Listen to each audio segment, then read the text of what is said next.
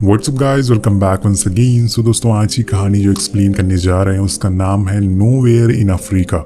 आपने दो ये स्टेफनी जोइंग की जिंदगी पर आधारित एक सच्ची कहानी है। तो चलिए कहानी की शुरुआत करते हैं। तो यहाँ समय चल रहा है 1930 का और जगह है जर्मनी, जो उस समय की सबसे खतरनाक जगहों में से मानी जाती है, क्योंकि ये समय है हिटलर की हुकूमत का, जहाँ इंसानियत नाम की कोई चीज़ नहीं बची है। ज्यूस को मारा जा रहा है और उनके घर वालों को जॉब से निकाल दिया गया है, और इतनी बुरी नौबत आ गई है कि उन्हें अपना देश छोड़कर कहीं और भागना पड़ रहा है, क्योंकि अगर वो जर्मनी में रहे तो वो अपनी जान से हाथ धो बैठेंगे। इन्हीं में से एक यहूदी रेडक्लिफ फैमिली है, जिसमें स्टेफनी नाम की एक लड़की भी है। एक दिन उसके डैड वॉल्टर, जो कि एक पेशे से नामी वकील थे, उन्हें ज्यूस की वजह से काम से निकाल दिया जाता है। तो वॉल्टर को समझ आ गया था कि अब वो यहाँ पर नहीं रह सकते, क्योंकि ये तो बस एक शुरुआत है, और उन्हें अंदाज़ा हो गया था कि आगे जाकर ये चीज़ और ज़्यादा भयानक मोड़ लेने वाली है, क्योंकि हिटलर और उसके लोग ज्यूस से नफरत करते हैं और वो जब चाहे उन्हें मार सकते हैं, उन्हें घरों को जला सकते हैं। और इसलिए उसे और उसकी फैमिली को यहाँ से जल्द किसी और देश जाना होगा। लेकिन स्टीफनी को ये चीज़ बिल्कुल पसंद नहीं आई थी, क्योंकि जर्मनी उसका देश है, वो यहीं पैदा हुई है। लेकिन यहाँ के लोग आखिर उसे क्यों नहीं जीने दे रहे हैं, उसे यहाँ रहने क्यों नहीं दे रहे हैं। उस समय पर वो सिर्फ 10 साल की है और उसे लग रहा है कि शायद उसके डैड का ट्रांसफ़र हो गया है, तभी वो ये जगह छोड़कर जा रहे हैं। उसे इस बात का ज़रा भी अंदाज़ा नहीं है कि इस देश का क्या हाल हो गया है। एक राक्षस बैठा हुआ है जो सब कुछ बर्बाद करता जा रहा है। अब कुछ समय के बाद वॉल्टर अफ्रीका आ जाता है, जो कि उस समय पे एक पिछड़ा हुआ देश माना जाता था। लेकिन उसके अलावा और किसी देश जाने की उन्हें अनुमति नहीं थी, क्योंकि सारे देश जानते थे कि जो भी हिटलर के दुश्मनों को रखेगा वो उसे तबाह कर डालेगा। अब वॉल्टर को वहाँ एक फॉर्म में मैनेजर की नौकरी मिल जाती है। ये काम उसे सूट नहीं करता, पर यहाँ उसकी मजबूरी है। फार्म का मालिक, जिसका नाम मॉरिसन है, उसे वहीं गांव में रहने के लिए घर भी दे देता है। जिसके बाद वॉल्टर अपने पूरे परिवार को एक लेटर लिखता है कि उसे यहाँ एक घर और एक अच्छी नौकरी मिल गई है, अब सारे लोग यहाँ पर आ जाओ। और उसके माता पिता और उसकी बहन को अभी भी लग रहा है कि जर्मनी के हालात ठीक हो सकते हैं, इसलिए वो वहीं रहने का फैसला करते हैं। पर वॉल्टर की वाइफ और उसकी बेटी ट्रेन से अफ्रीका आ जाते हैं, क्योंकि यहाँ वॉल्टर को उनकी ज़रूरत थी।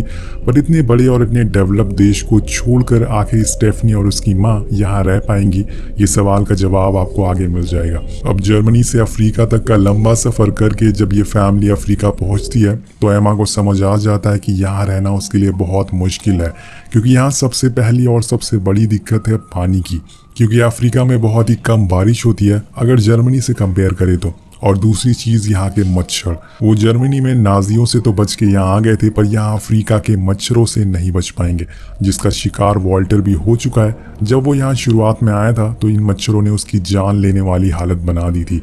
वो मलेरिया से जूझ रहा था, उसने सारी दवाइयाँ ली, लेकिन उस पर कोई भी असर नहीं हुआ। तभी वहाँ का एक लोकर, जो वॉल्टर का कुक भी है, उसने अफ्रीका की कुछ जड़ी बूटियों से उसका इलाज किया, तब जाके उसे आराम मिला। और यही वजह है कि उसने एमा को लेटर में मच्छरदानी लाने का ज़रूर लिखा था।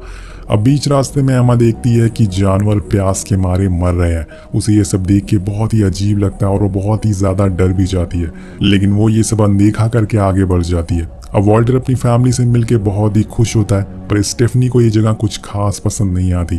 यहाँ हद से ज़्यादा गर्मी थी।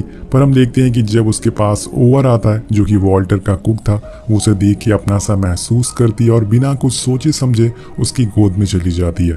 ओवर को भी उससे काफ़ी लगाव था, वो उसे अपनी बेटी की तरह समझता था।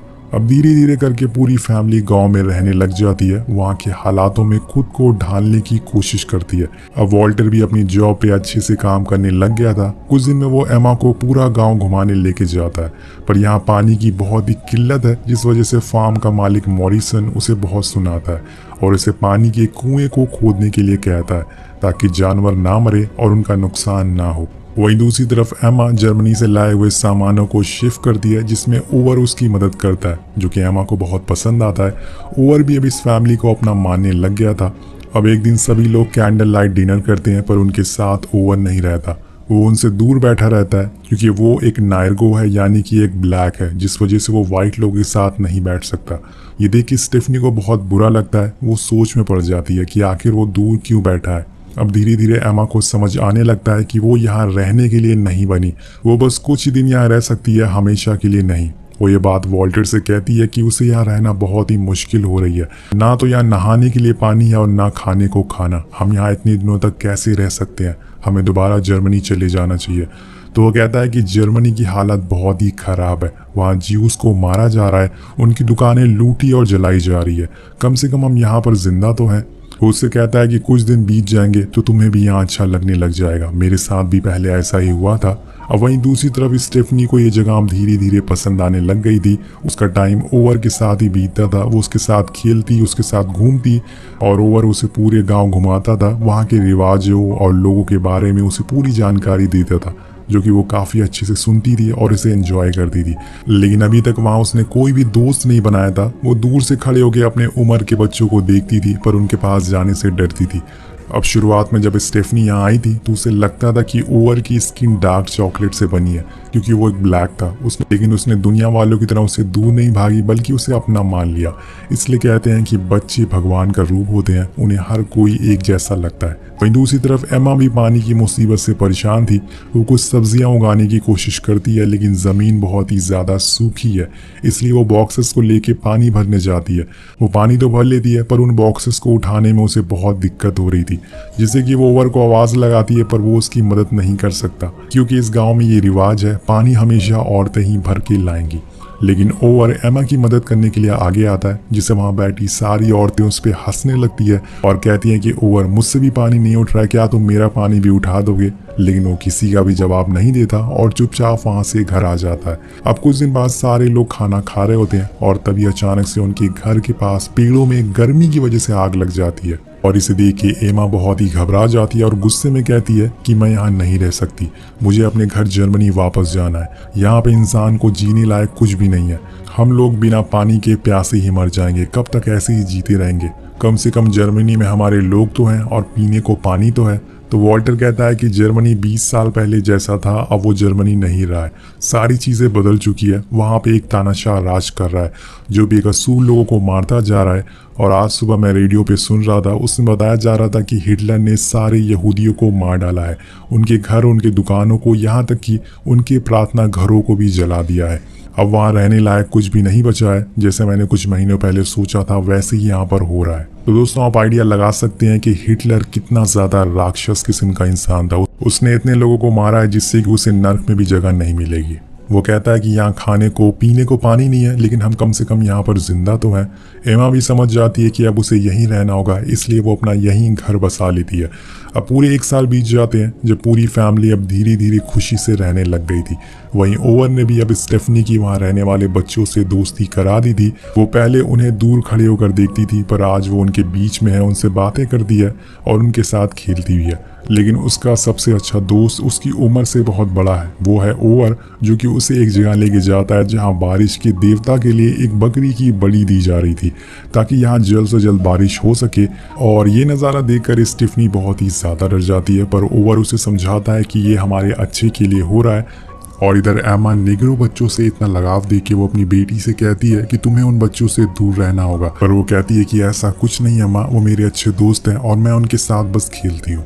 पर एमा को कहीं ना कहीं उसके फ्यूचर की टेंशन होने लगी थी। यहाँ रहते हुए उसकी पढ़ाई लिखाई सब छूटने लगी थी, वो स्कूल भी नहीं जाती थी और अगर ऐसे ही चलता रहा तो आगे जाके कुछ कर नहीं पाएगी। पर इस समय पे वो कुछ कर भी नहीं सकती, वो मजबूर है। अब यहाँ में एक और बात पता चलती है कि इंडिया जैसे बड़े देशों के साथ अफ्रीका पर भी ब्रिटिश सरकार की हुकूमत है, मतलब ये ब्रिटिशर्स ने किसी भी देश को नहीं छोड़ा। वेल गाइज, अब एक आम दिन की तरह स्टेफनी औरू के साथ खेल रही होती है, पर तभी अचानक से 2 गाड़ियां आती है जिसपे कुछ ब्रिटिश सोल्जर तैनात थे और उन्हें देखकर ओवर स्टेफनी को लेके अंदर चला जाता है, क्योंकि उसे डर था कि कहीं वो उसे अपने साथ लेके ना चले जाए। पर उसे ये नहीं पता था कि कुछ देर बाद उसका ये डर हकीकत में बदलने वाला था। वो ब्रिटिश सैनिक कहते हैं कि हमें पता चला है कि आप लोग जर्मनी से आए हैं यहाँ भागकर, और इसलिए हम चाहते हैं कि आपकी पूरी फैमिली हमारे साथ दे जर्मनी को हराने में। इसके बदले में हम आप लोगों को अच्छा खाना पीना और अच्छे कपड़े भी देंगे। अब ये सुनकर वॉल्टर मान जाता है और उनके साथ चला जाता है, क्योंकि अगर वो जर्मनी को हराने में मदद करेगा तो शायद वो अपने देश वापस जा सके। अब कुछ दिन बाद वॉल्टर का दोस्त आता है और उसकी फैमिली को अपने साथ लेके जाता है, पर यहाँ से जाना स्टेफनी के लिए इतना आसान नहीं था। उसके यहाँ इतने दोस्त, इतनी यादें थी और उसका सबसे अच्छा दोस्त ओवर भी यहीं पर मौजूद था, पर आज उसे सब कुछ छोड़कर यहाँ से जाना होगा। वो नम आंखों से ओवर को अलविदा कहती है और चली जाती है। उसकी नज़र उससे हट ही नहीं रही थी, पर शायद आज वो उसे आखिरी बार देख रही हो। अब सीन कट होता और हम ब्रिटिश कैंप को देखते हैं, जहाँ पे दुनिया के हर कोने से लोग आए हुए हैं, जिसमें कुछ हिंदुस्तानी भी होते हैं। वो सारे लोग वहाँ गुलामी किया करते थे। अब वहाँ पहुँचने पे स्टेफनी और एमा को एक अच्छा रूम दिया जाता है, जहाँ वो आपसे रहेंगे। उनकी तरह और भी यहाँ पर फैमिलीज रहती है, जिनके हस्बैंड ब्रिटिश आर्मी को सर्व करते हैं। अब यहाँ कुछ दिन बाद पता चलता है कि ब्रिटिश सरकार इन लोगों को एक जंग में भेजने वाली है। ये सुनकर एमा घबरा जाती है और एक सीनियर ऑफिसर के पास जाती है और वॉल्टर को वहाँ के करीब में किसी फार्म में नौकरी लगवाने की सिफारिश करती है, लेकिन वो सीनियर ऑफिसर ये कह के मना कर देता है कि ये मेरे उसूलों के खिलाफ है। अब एमा उदास होकर वहाँ अपने कमरे में आ जाती है, पर उसे वहाँ एक सोल्जर मिलता है जो वॉल्टर का दोस्त था। वो कहता है कि मुझे पता है तुम्हारा काम नहीं हुआ, पर मेरा एक दोस्त आर्मी में है जो वॉल्टर की जॉब उसके फार्म पे लगवा सकता है, पर इसके बदले में तुम्हें मेरे साथ सोना होगा। सो फाइनली एमा ने वॉल्टर की जॉब एक फार्म पर लगवा दी थी। अब सीन कट होता और हम देखते हैं कि पूरी फैमिली उस फार्म के लिए निकल जाती है। ये जगह पहली वाली जगह से काफ़ी अच्छी थी और एमा के लिए सबसे अच्छी चीज़ यहाँ थी कि यहाँ पर पानी की कोई भी दिक्कत नहीं थी। वो जब चाहे पानी यूज़ कर सकती थी। अब एक दिन वॉल्टर खेत में एक ब्लैक से मिलता है, जिसे वो बताता है कि वो एक जर्मन है, लेकिन फिर भी उसे यहाँ रहना पड़ रहा है। वो कहता है कि चाहे कुछ भी हो जाए अपनी मिट्टी को कभी मत छोड़ना। अब रेडक्लिफ फैमिली को यहाँ रहते हुए काफ़ी समय बीत जाता है। ऐसे ही एक दिन वॉल्टर के पास उसके डैड का लेटर आता है, जिसमें उन्होंने लिखा था कि वो लोग मुसीबत में हैं और उन्हें यहाँ बंदी बना लिया गया है।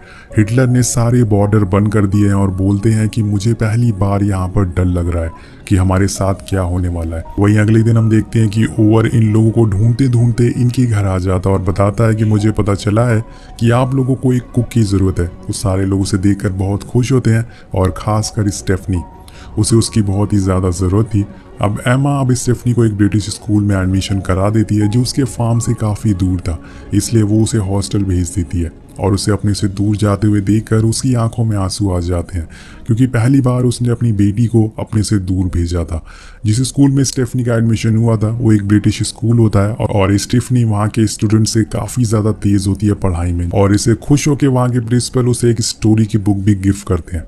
इधर हम देखते हैं कि एक दिन एमा के पास एक लेटर आता है जो कि उसकी माँ का था, जिसमें उन्होंने लिखा था कि हमें अब पोलैंड भेजा जा रहा है, लेकिन तुम डरना मत, सब कुछ यहाँ पर ठीक हो जाएगा। ये पढ़ते हुए एमा की आंखों में आंसू आ जाते हैं, क्योंकि उसे पता था कि एक ना एक दिन नाजी उन्हें मार डालेंगे। अब उसी रात एमा और वॉल्टर के बीच बहस होती है, क्योंकि अब एमा को अपनी माँ के पास जाना था, पर वॉल्टर कहता है कि मेरे डैड भी मुसीबत में है, लेकिन हम वहाँ नहीं जा सकते क्योंकि वहाँ जाना अपनी जान गंवाने के बराबर है। तुम मेरी बात क्यों नहीं समझ रही हो? वेल, वो उसे किसी तरह से समझा कर वहाँ रोकने की कोशिश कर रहा था। अब अगले दिन वहाँ वॉल्टर का एक दोस्त आता है जो उसे बताता है कि तुम यहाँ क्या कर रहे हो, तुम्हें तो आर्मी में होना चाहिए था। जर्मनी के खिलाफ इससे अच्छा मौका तुम्हें नहीं मिलेगा हिटलर को हराने का। अब अगले दिन एमा देखती है कि एक औरत एक पेड़ के नीचे बैठी हुई है, जिसकी हालत बहुत ही ज़्यादा ख़राब थी। वो उसके घर वालों से कहती है कि इसे घर में लेके चलो, तो वहाँ खड़ा एक आदमी कहता है कि ये मेरी माँ है और अब ये मरने वाली है। यहाँ का रिवाज है कि जो भी मरने वाली होती है उन्हें हम घर में नहीं रखते। ये सुन के एमा पूरी तरह से दंग रह जाती है कि आखिर ऐसे भी लोग इस दुनिया में कैसे हो सकते हैं। अब उस औरत को छोड़ के जाने के अलावा उसके पास कोई भी ऑप्शन नहीं होता। और अब हम यहाँ देखते हैं कि वॉल्टर ने एक बार फिर से आर्मी ज्वाइन कर लिया है। वो एमा से नैरोबी चलने को कहता है, पर वो मना कर देती है, ये कहते हुए कि वो ओवर के साथ ही रहेगी। उसके जाने के बाद वो उसका फार्म को संभाल लेगी। अब उसके मना करने के बाद वॉल्टर फाइनली आर्मी में भर्ती हो जाता है और दोनों ने उसी काम को चुना जो उन्हें पसंद था। अब एक दिन जब स्टेफनी घर आती है तो वो अपनी माँ से पूछती है कि माँ, हम ज्यूस क्यों हैं?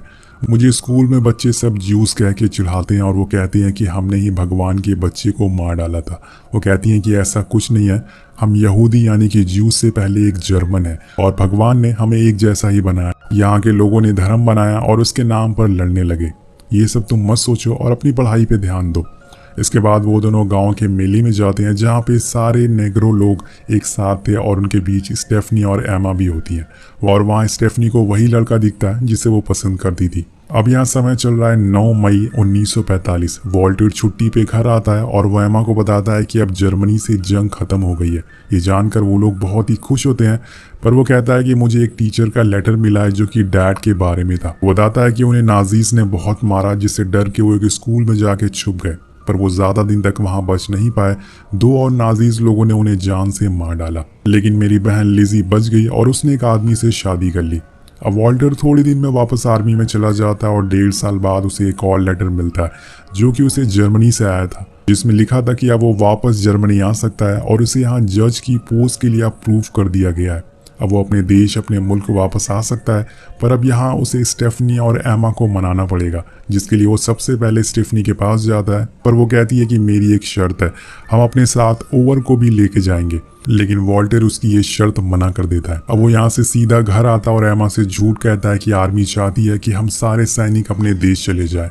ये सुन के एमा बहुत ही गुस्से में आ जाती है और बोलती है कि तुमने हमारे बिना ये सब कैसे सोच लिया, मैं यहीं रहूंगी और मेरा यही डिसीजन है। तुम वापस जर्मनी उसी देश जाना चाहते हो जहाँ के लोगों ने हमारे माँ बाप को मार डाला, और मैं वहाँ नहीं जाऊंगी। किसी तरह से ये दिन गुजर जाता है और अगले दिन एक नया साल शुरू होता है, 1947। उस दिन पूरी फैमिली एंजॉय करती है और रात में वॉल्टर एक बार फिर उसे समझाता है कि जहां हम रह रहे हैं ये हमारा देश नहीं है, हम इसके एहसानमंद है, इसने हमारी जान बचाई, पर हमें इसे छोड़कर जाना होगा। लेकिन एमा उसकी बात सुनने को तैयार नहीं थी। वो तो फार्म की बातों में उलझी हुई थी और ये देखकर वॉल्टर चुप हो जाता है। अब अगले दिन वो अपने परिवार को, अपनी फैमिली को, एमा और स्टेफनी को छोड़कर जर्मनी के लिए निकल जाता है। उसे जाते देख स्टेफनी कहती है कि आप रुक जाइए, मॉम को आपकी ज़रूरत है, पर वो कहता है कि तुम्हारी मॉम यहाँ सब संभाल लेंगी। अब यहाँ वो एक और बात से दुखी था, क्योंकि वॉल्टर के ना रहने से एमा उसके दोस्त को पसंद करने लग गई थी और ये वॉल्टर देखकर समझ गया था, इसलिए वो एमा पर और ज़्यादा गुस्सा था। अब वो स्टेफनी को रोकने से भी नहीं रुकता और जाने लगता है, लेकिन तभी बीच रास्ते में उसकी जीप पे कुछ टिड्डे आके चिपक जाते हैं। जब वो बाहर निकलता है तो देखता है कि टिड्डों का झुंड गांव की तरफ आ रहा है। सारे लोकल्स लोग चिल्ला चिल्ला के अपने आसपास लोगों को बुलाते हैं और एमा भी भागते हुए अपने खेतों में आ जाती है। उन लोगों को परेशान देखकर वॉल्टर से रुका नहीं जाता, वो बिना कुछ सोचे समझे उनकी मदद करने चला जाता है। वो सभी मिलकर टिड्डों को भगाने लगते हैं क्योंकि वो सारे अनाज को खा रहे थे। उसे मदद करता हुआ देखकर एमा बहुत ही खुश होती है कि वो उसे छोड़कर वापस नहीं गया। अब रात होने पे वो वॉल्टर को प्रेगनेंसी के बारे में बताती है और बोलती है कि मुझे बहुत अच्छा लगा कि तुम हमारे लिए रुके, पर अब मैंने फैसला कर लिया है कि हम तुम्हारे साथ जाएंगे जर्मनी, क्योंकि तुम्हारे अलावा हमारे लिए और कोई अच्छा सोच नहीं सकता। ये फैसला एमा के लिए बहुत ही मुश्किल था, पर ये उनका देश नहीं है, उन्हें कभी न कभी तो यहाँ से जाना ही होगा। अब एक रात जब वॉल्टर ओवर के कमरे में जाता है तो देखता है कि वो चुपचाप बैठा हुआ है। वो उसे पूछता है कि तुम यहाँ क्यों बैठे हो, तुम्हारे साथ क्या हुआ? तो वो बताता है कि कल मैं यहाँ से जा रहा हूँ, हमारे धर्म में एक रिवाज है कि एक बार आदमी को सफारी डिजर्ट पे जाना होता है। अब वॉल्टर ये बातें सुन के उसे एक तोहफे में रस्सी देता और कहता है कि इसे रख लो, ये तुम्हें हमारी याद दिलाएगा। लेकिन ओवर कहता है कि आप लोग हमेशा मुझे याद रहोगे, आप लोगों से मैंने बहुत सारी चीजें सीखी है। अब ये सब बातें स्टेफनी सुन लेती है और अगले दिन जब ओवर जाने वाला होता है तो उसके पास आती है और उसे गले से लगा लेती है, सेम उसी तरह से जब उसने पहली बार उससे मिली थी। स्टेफनी और ओवर का एक अनोखा रिश्ता था जो कि सबसे अलग था। जब वो केन्या आई थी तो यहाँ उसे कुछ भी अच्छा नहीं लगता था, तब उसका सबसे पहला दोस्त ओवर था और उसने अपना पूरा बचपन उसके साथ बिताया था, पर आज वो उसे हमेशा के लिए दूर जा रहा है। उसे जाते देखकर वो रोने लगती है, पर हर किसी को एक ना एक दिन अपनों से दूर जाना ही होता है, यही सच्चाई है। वेल गाइस, थोड़ी दिन बाद ये लोग जर्मनी के लिए निकल जाते हैं। अब बीच रास्ते में जब उनकी ट्रेन रुकती है तो एमा बाहर केला बेच रही एक औरत से कहती है कि मैं बहुत गरीब हूँ, मेरे पास पैसे नहीं है, क्या तुम मुझे केले दे सकती हो? तो वो लेडी उसे बिना पैसों के ही केला दे देती है। यहाँ में दिखाया जाता है कि चाहे इंसान कैसा भी हो दिखने में, उसे आप उतनी ही इज्जत दे जैसी कि आप औरों को देते हैं, जिसके बदले में वो इंसान आपको अपना दिल निकाल कर भी दे सकता है। एमा उसके हाथों को कुछ इस तरह से छूती है जैसे कि वो किसी को आखिरी विदाई दे रही हो, और ये आखिरी विदाई उसने अफ्रीका को दी थी। उसने जो यहाँ सालों तक रह के यादें बनाई थी उससे दी थी। इसी के साथ ये खूबसूरत कहानी यही खत्म हो जाती है। तो इस कहानी में आपको एक चीज पता चल गई होगी कि आप दुनिया के किसी भी कोने में क्यों न चले जाए, महंगी से महंगी जगह पर क्यों न चले जाए, आपको जो सुकून चाहिए वो आपको अपने घर, अपने देश में ही मिलेगा। तो यही कहानी खत्म हो जाती है। आपको ये कहानी कैसी लगी नीचे कमेंट करके जरूर बताएगा। मिलते हैं आपसे अगली वीडियो में। Thank you so much watching. Peace out.